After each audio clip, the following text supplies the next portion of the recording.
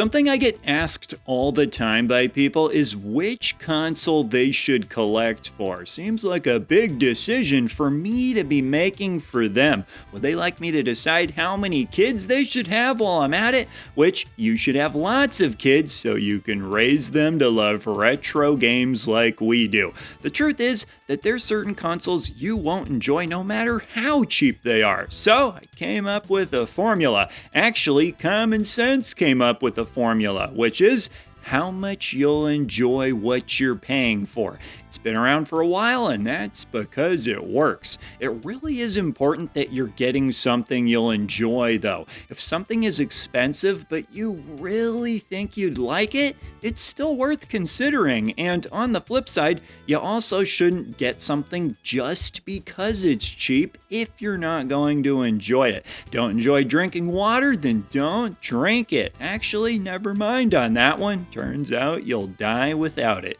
But what about the Sega Genesis? Ignoring this console won't kill you, will it? But you'll be dead to me.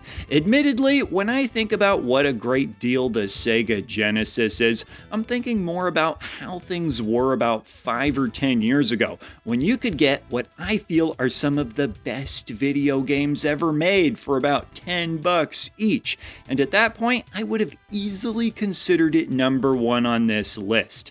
That said, I think it still deserves being mentioned, even if it falls a bit lower on the list. Because while those $10 bangers have turned into $25 bangers, paying $25 for a banger is still within the acceptable banger price range, especially if you're okay with having just cartridges on their own, which a lot of people who collect cartridges seem to be.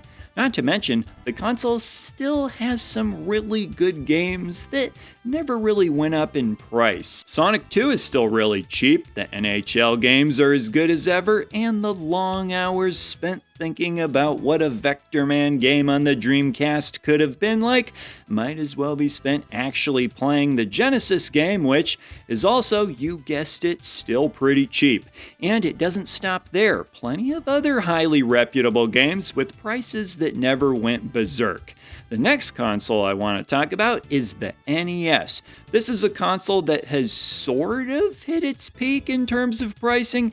I say sort of because some of the higher profile games are still climbing, but a lot of the more common good games, you know, the ones that sold well back in the day and are fondly remembered, like, oh yeah, Mega Man, that was a great game, and oh yeah, Contra, that was a great game. A lot of these games have prices that haven't really moved around too much. The thing is, a lot of NES games can be played so many other different ways at this point that getting the original cartridges is just for people who want to collect it and play it, not just play it. Yeah, believe it or not everyone does this. And we're talking some of the all-time greats here, such an iconic console, and it almost feels weird recommending these games to people interested in games because I'm inclined to believe you already have them. A little too obvious, like recommending Smiling to people who enjoy being happy. What, not a good sales pitch? That said, we gotta remember, folks, there are still people getting into this hobby every day.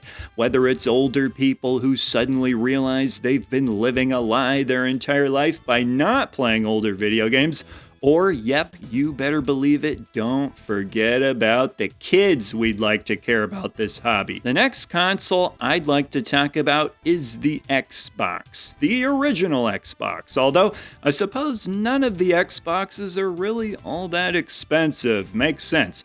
Usually when somebody is hardcore for Xbox, it's for whatever their current console is. I mean, how many times have you seen this? Not as much love for legacy Xbox consoles the way you see for Sega and Nintendo stuff.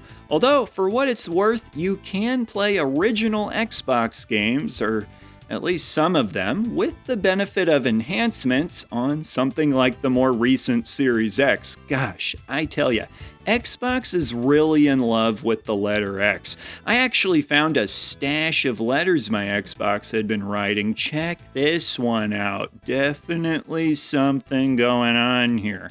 The main benefit of the original Xbox is that during a generation where there were a lot of great multi-plat games, and not to mention, it was a generation that is generally considered one of the best, if not the best, by a lot of people, the Xbox versions of games were often the best versions, but because Xbox isn't as popular as a legacy brand, less people own the console. You mean adding this to your home isn't exciting? As a result, people tend to ignore the Xbox versions, and therefore, the Xbox versions are also the cheapest. So, it's a win-win, cheaper, better versions, and sometimes people will choose to get the game on one of the other consoles just because they like those consoles overall more. People would rather purchase Time Splitters on the GameCube for more money and a worse port of the game.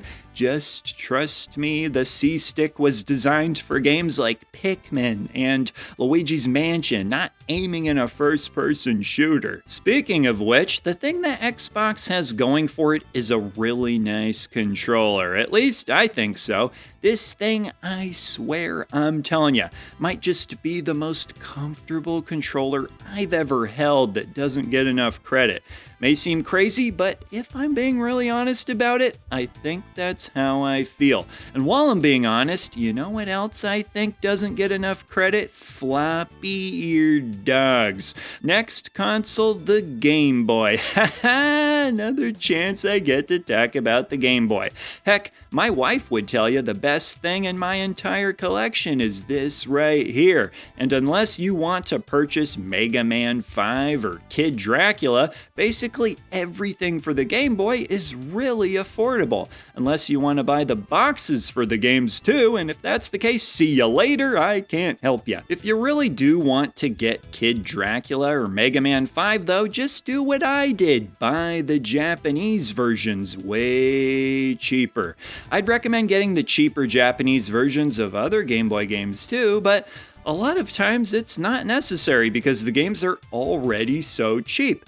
The hardest part about selling people on the Game Boy is always trying to sell them on the idea that they'd actually enjoy playing it, of which my approach has always been this. You can play even more time-friendly versions of the type of retro gaming experiences you already enjoy. Super Mario Land 2, Wario Land, Donkey Kong, these games are all very immediately enjoyable. Plus, there's also some of the lesser-known fun takes on classic games, like Battletoads here. What is this? A watered-down version of the NES game? No, it's its own thing.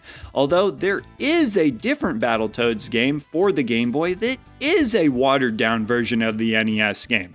So, if you're tired of your rage being tethered to your NES, you've got yourself an option.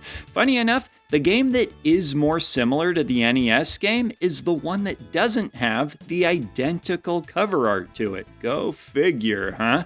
In this game, it's still tough, but look at how big your life bar is. Heck yeah.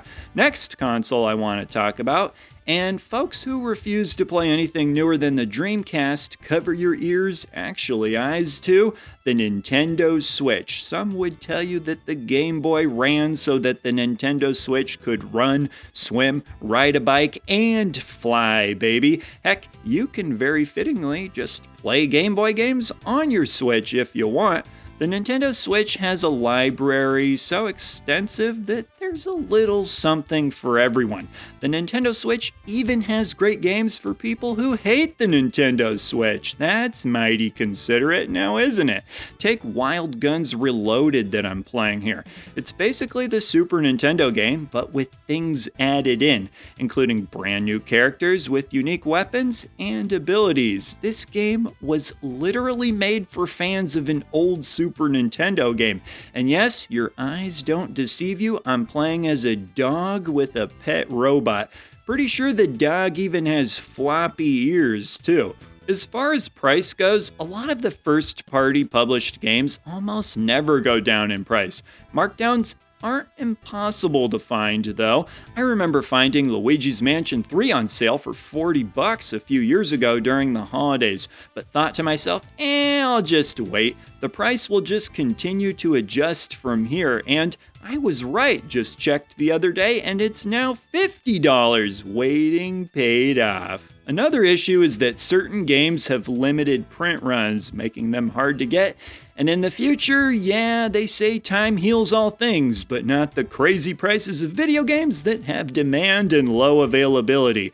Still, even with these couple issues, there's still a ton of lower profile games that can be had for cheap, and with such an extensive library of games to choose from, I think it would be hard to not find something you like that's also affordable if you give it an honest chance. Heck, I even did a 2-part video on the best Switch games for retro gamers. I'll put a link in a pinned comment if you're interested.